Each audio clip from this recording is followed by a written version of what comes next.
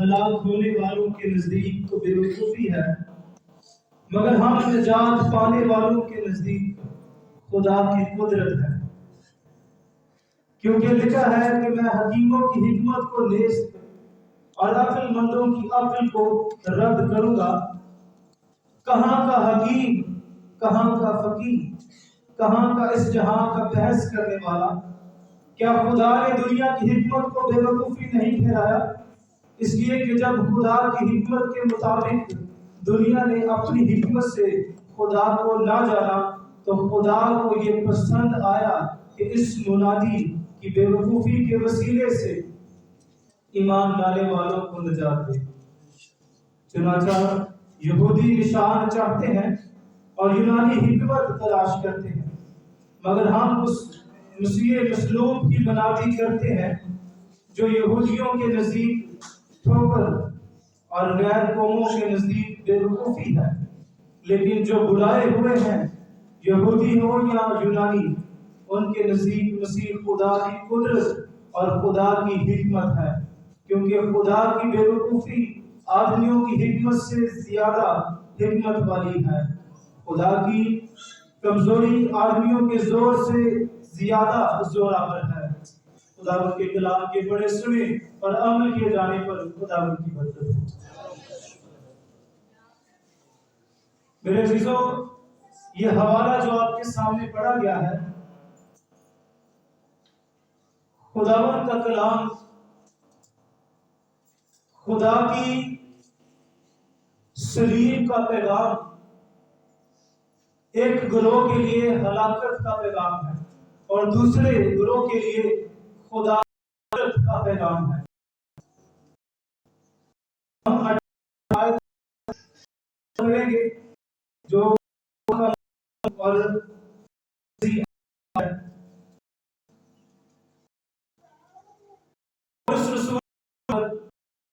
दुनिया के बारे में कहता है। गिरोह जो है को हलाकत का कहता है।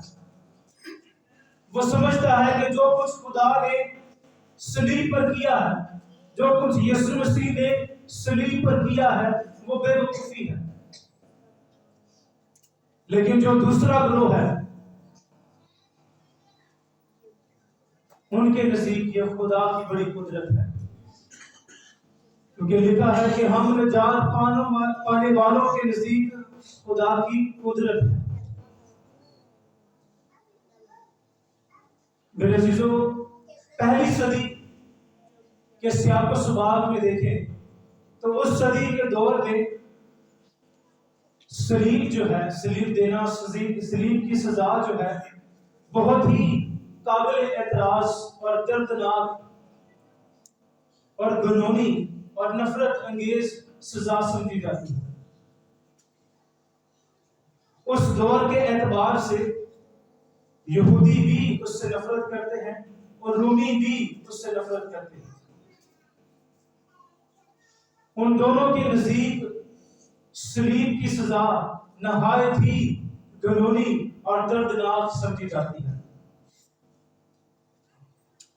पौलुस इस बात को लेकर बात करता है कि सलीब का पैगाम हलाक होने वालों के नजदीक बेवकूफी है। वो किस तरह से समझते हैं कि ये बेवकूफी है? तमाम पहलुओं के एतबार से उसे घिनौनी और नफरत अंगेज समझते हैं। पहली बात जिस पर हम गौर करेंगे, शरीयत के एतबार से ये लानती की मौत है। क्योंकि गलतियों के खात्मे पौलुस रसूल कहता है कि जो सलीब पर लटकाया गया वो लानती हुआ। वो इस्तिस्ना का हवाला देते हुए लिखता है कि जो सलीब पर लटकाया गया है वो लानती है। यहूदी निशान तलब करते हैं कि अगर वो मसीहों का बादशाह है, अगर वो समझते हैं कि हमारा आका, हमारा मालिक सलीब पर चढ़ गया, हमारे गुनाहों की खातिर फिदिया दिया है, वो हमारा बादशाह है, लेकिन वो तो लानती है। शरीयत के एतबार से वो तो लानती ठहरा है। इस एतबार से यहूदियों के नजदीक सलीब की सजा लानती की सजा समझी जाती है। इसलिए उनके नजदीक ये बेवकूफी ठहरा कि एक गिरोह का आका, एक गिरोह का लीडर जो है वो सलीब पर चढ़ गया, वो मर गया, वो लानती ठहरा। दूसरा नुकता, कानूनी एतबार से रोमियों के कानून के मुताबिक सलीब डाकुओं और बागी मुजरिमों को दी जाती थी और ये बड़ी अज़ियतनाक और दर्दनाक सजा सबर की जाती है। लेकिन रोमी शहरी जिनके पास, मिसाल के तौर पर बयान करता हूं, जिनके पास रोमी पासपोर्ट था, उस वक्त पासपोर्ट नहीं हुआ करते थे, लेकिन समझाने की गर्ज से कि जिनके पास रोमी पासपोर्ट था उन पर यह सजा वाजिब नहीं आती थी, उन पर यह सजा लागू नहीं होती थी, क्योंकि उनके नजदीक ये सजा दर्दनाक और नहायत घिनौनी समझी जाती है। तीसरा पॉइंट है, समाजी एतबार से ये दर्दनाक और नफरत अंगेज समझी जाती है। समाजी एतबार से सलीब जिसको दी जाती है उसके खानदान और उसके रिश्तेदारों के लिए नहायत शर्मनाक सजा समझी जाती है। फिर चौथे नुक्ते पर, नफ्सियाती एतबार से ये अज़ियतनाक सजा समझी जाती है, क्योंकि जिस शख्स को सलीब दी जाती थी उसे बरहना करके, उसे नंगा करके पहले तो बड़े बाजार में उस पर जिस्मानी तौर पर तशद्दुद किया जाता, उसके बाद उसे ऊंचे मुकाम पर ले जाकर सलीब पर कीलों से जड़ दिया जाता, उसे बरहना सलीब पर लटकाया जाता और यीशु मसीह को भी बरहना सलीब पर लटकाया जाता। जिस्मानी एतबार से नहायत तकलीफदा मौत, ये जिस्मानी एतबार से भी नहायत तकलीफदा सजा समझी जाती है। इन 5 नुकात को लेकर रोमियों और यूनानियों और यहूदियों के नजदीक सलीब का पैगाम बेवकूफी समझा जाता है। उनके नजदीक सलीब एक दहशतनाक और हिब्बतनाक सजा है। लेकिन मेरे अजीजों, वो सलीब जो दहशत का निशान थी, वो सलीब जो खौफ का निशान, वो सलीब जो जुल्म की मिसाल थी, लेकिन जब यीशु मसीह ने हमारे गुनाहों का कफारा उस सलीब पर दिया, जब यीशु मसीह ने अपनी जान उस सलीब पर हमारी खातिर दी, तो वो सलीब जो दहशत का निशान समझी जाती थी, वो दहशत के निशान से बदलकर खुदा की मोहब्बत का निशान बन गई। वो सलीब जो खौफ का निशान समझी जाती थी, वो खौफ के निशान से बदलकर दिलेरी का निशान हमारे लिए बन गई। वो सलीब जो जुल्म का की मिसाल समझी जाती थी, वो जुल्म की मिसाल से बदलकर खुदा का फजल का निशान बन गई और हम सब ईमान लाने वालों के लिए नजात का वसीला बन गई। वो सलीब जो रोमियों और यहूदियों और यूनानियों के नजदीक दहशतनाक है, जुल्म की मिसाल है, वो हमारे लिए इज्जत और फख्र का निशान बन गई। हम देखते हैं कि सलीब मसीही लोग अपने गलों में लॉकेट की तरह पहनते हैं। पहले ऐसा नहीं था, लेकिन जब यीशु मसीह ने उस पर सलीब दी, उस पर अपनी जान को कुर्बान किया, तब से वो सलीब का निशान हमारे लिए इज्जत और फख्र का निशान है। यहां पर जब पौलुस रसूल बात करता है, मगर हम निजात पाने वालों के नजदीक खुदा की कुदरत है,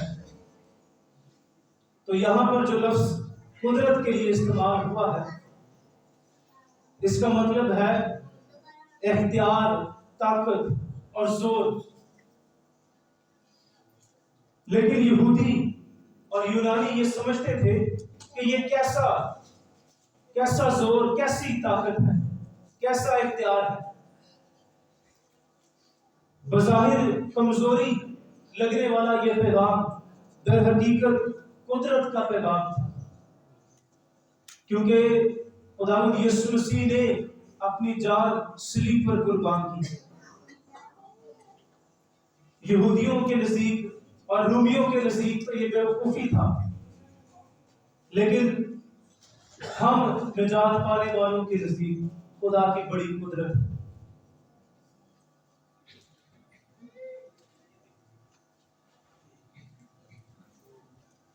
यहूदियों और रूमियों के नजदीक ये तस्वर करना बहुत मुश्किल था, क्योंकि यहूदी निशान तलब करते थे और यूनानी जो है वो हिकमत तलाश करते हैं।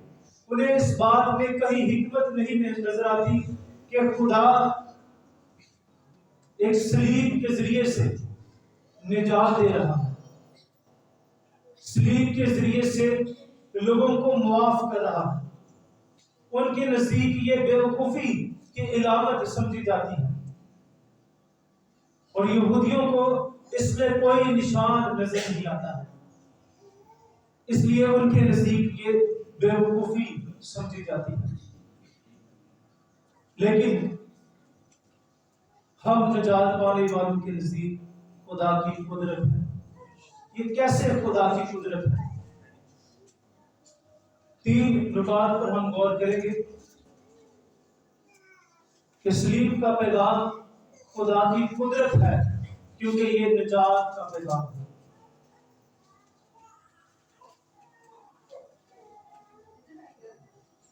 डॉक्टर के नजदीक सबसे बड़ा मसला बीमारी है। एक वकील जो है उसके नजदीक सबसे बड़ा मसला लाकानूनियत है, बेइंसाफी है। एक माशरतदान के नजदीक सबसे बड़ा मसला गुर्बत है। एक दानिशमंद के नजदीक सबसे बड़ा मसला हिकमत का ना होना या जहालत है। लेकिन कलाम मुकद्दस के मुताबिक उम्मुल मसाइल की जड़ जो है वो गुनाह है। दुनिया का सबसे बड़ा मसला गुनाह है। खुदा जो पाक है और खुदा मुंसिफ भी है, खुदा पाक है और वो मुंसिफ है, और वो गुनाह की अदालत करता है, और खुदा ने गुनाह की अदालत हर हाल में करनी थी, क्योंकि खुदा मुंसिफ है। इसलिए खुदा ने ये एक मंसूबा बनाया। खुदा ने एक नए तरीके से, एक नमूने के तौर पर खुदा ने अपनी मोहब्बत और अपनी अदालत दोनों को बैक वक्त जाहिर करने के लिए यीशु मसीह को सलीब दिया, ताकि गुनाह की अदालत भी हो जाए, ताकि गुनाह की अदालत भी हो जाए और माफी भी हो जाए। जब यीशु मसीह ने सलीब पर जान दी, तो यीशु मसीह के सलीब पर जान देने से गुनाह की अदालत हमें नजर आती है। खुदा ने सलीब पर गुनाह की अदालत कर दी। इसके साथ खुदा की मोहब्बत भी हमें नजर आती है कि वो इंसान जो गुनहगार है, जिसका सबसे बड़ा मसला गुनाह है, खुदा ने उससे भी इंसान को रहाई दे दी। खुदा ने उस गुनाह से इंसान को सलीब पर माफ कर दिया।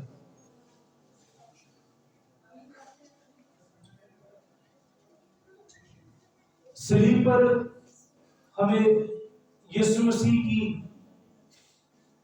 मोहब्बत और खुदावंद यीशु मसीह की होती हुई अदालत नजर आती है।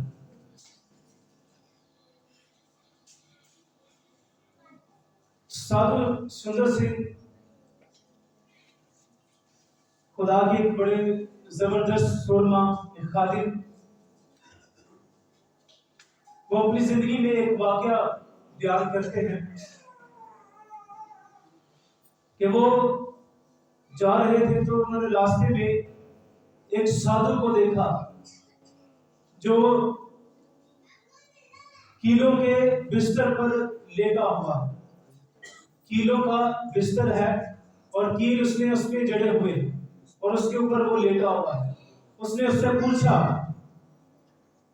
कि साधु, आप इस पर क्यों लेटे हुए?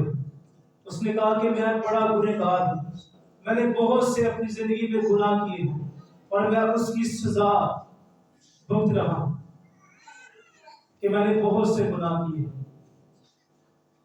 साधु ने उससे कहा, साधु सुंदर सिंह ने उस साधु से कहा कि तुम ऐसा क्यों कर रहे हो? यीशु मसीह ने तो 2000 साल पहले अपने हाथों पांव पर कील ठुकवाकर हम सब इंसानों की खातिर ये काम कर दिया है। अब हमें ऐसा करने की जरूरत नहीं है। उसने हम सबों को माफ कर दिया। हमारे गुनाहों का कफारा उसने सलीब पर जान देकर अदा कर दिया। सलीब पर यीशु मसीह की अदालत की हुई। सलीब पर हमारी माफी मुमकिन हो गई। यीशु मसीह ने सलीब पर हमारी माफी का ऐलान कर दिया। फिर दूसरा नुक्ता हम देखते हैं, सलीब का पैगाम खुदा की कुदरत है, क्योंकि गुनाहों की माफी का पैगाम है। सलीब का पैगाम खुदा की कुदरत है, क्योंकि सलीब का पैगाम गुनाहों की माफी का पैगाम है। यूहन्ना बपतिस्मा देने वाला जब यीशु मसीह यरदन में उसके पास बपतिस्मा लेने के लिए आए तो उसने दूर से यीशु मसीह के बारे में कहा कि देखो, ये खुदा का बरा जो दुनिया के गुनाह उठाने जाता है। यीशु मसीह इस दुनिया में तमाम गरीब इंसान के गुनाहों की खातिर इस दुनिया में आए ताकि उन्हें गुनाहों से रहाई दे। लूका की इंजील 24वां बाब और उसकी 45वीं आयत से लेकर 47वीं आयत में देखें तो खुदावंद यीशु मसीह ने अपने शागिर्दों को ये तालीम दी कि वो तौबा और गुनाहों की माफी की मुनादी करें। फिर इब्रानियों के खत का मुसन्निफ बयान करता है कि काहिन पुराने अहदनामे में साल में एक बार हैकल में जाया करता था ताकि वो पाक मकान में दाखिल होकर गुनाहों का कफारा दे। लेकिन मेरे अजीजों, नए अहदनामे में यीशु मसीह खुद जो हमारा सरदार काहिन है, खुद अपनी कुर्बानी लेकर वो पाक मकाम में दाखिल हो गया ताकि एक ही बार अपने पाक खून को बहाकर हमारी अबदी खलासी करवाए। यीशु मसीह ने अपने पाक खून को बहाकर हमारी अबदी खलासी करवाई है।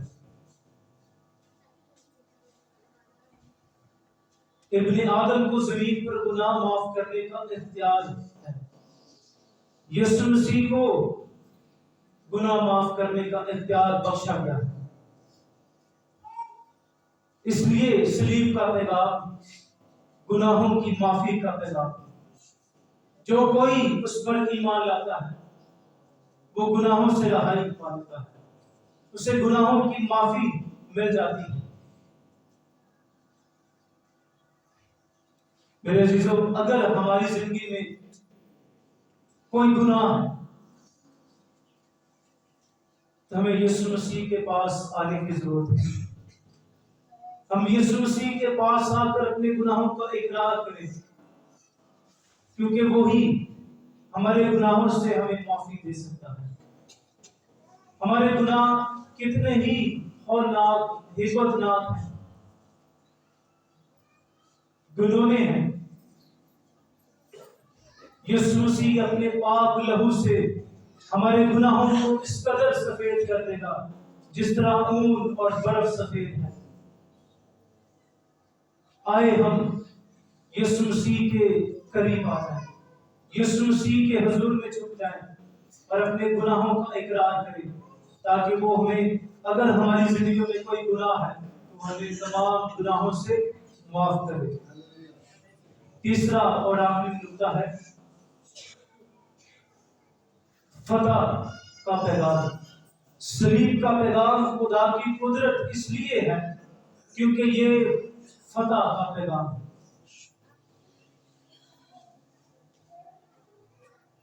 यूहन्ना की इंजील 19वां बाब उसकी 3वीं आयत में यीशु मसीह ने सलीब पर कहा, तमाम हुआ।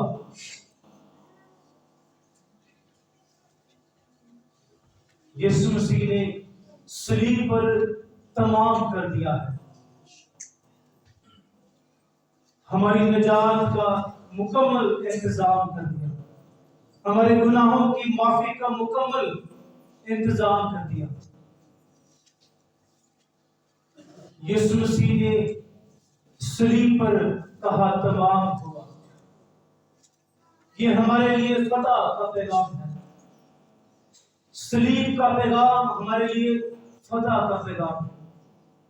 यीशु मसीह ने कहा कि देखो, मैं मर गया था, अब मैं जिंदा हूं और अब्दुल आबाद जिंदा रहूंगा। यीशु मसीह जिंदा है। ये हमारे लिए खुशखबरी का पैगाम है। पौलुस रसूल कुरिन्थियों के नाम पहला खत उसके 15वें बाब में लिखता है कि मसीह किताब मुकद्दस के मुताबिक हमारे गुनाहों के लिए हुआ और दफन हुआ और तीसरे दिन किताब मुकद्दस के मुताबिक जी उठा। ये हमारा फतह का पैगाम है कि यीशु मसीह हमारे गुनाहों की खातिर सलीब पर चढ़ गया। सलीब पर उसने दर्दनाक मौत हमारे खातिर बर्दाश्त की। यीशु मसीह तीसरे दिन मुर्दों में से जी उठा। ये हमारे लिए फतह का पैगाम है। वो बरा जिसे मसलूब कर दिया गया था, लेकिन मुकाशफा की किताब में लिखा है कि वो बरा खड़ा है। वो बरा जो मर गया था अब वो खड़ा है, अब वो जिंदा है। ये हमारे लिए फतह का पैगाम है।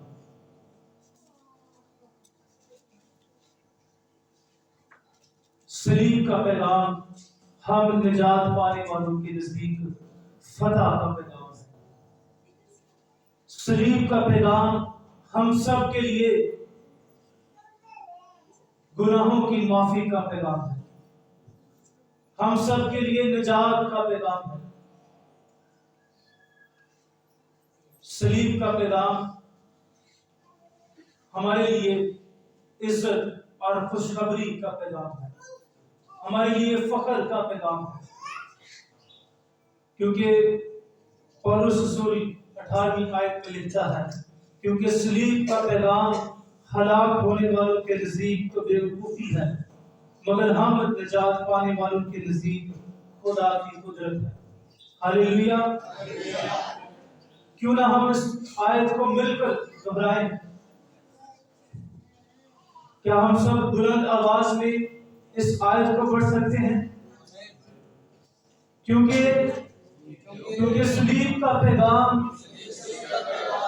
हलाक होने वालों के नजदीक तो बेवकूफी है, मगर हम निजात पाने वालों के नजदीक खुदा की कुदरत। हालेलुया। मेरे अजीजों, हमें हरगिज़ शर्मिंदगी महसूस नहीं करनी। सलीब का पैगाम हमारे लिए दिलेरी का पैगाम है। सलीब का निशान हमारे लिए दिलेरी का निशान है।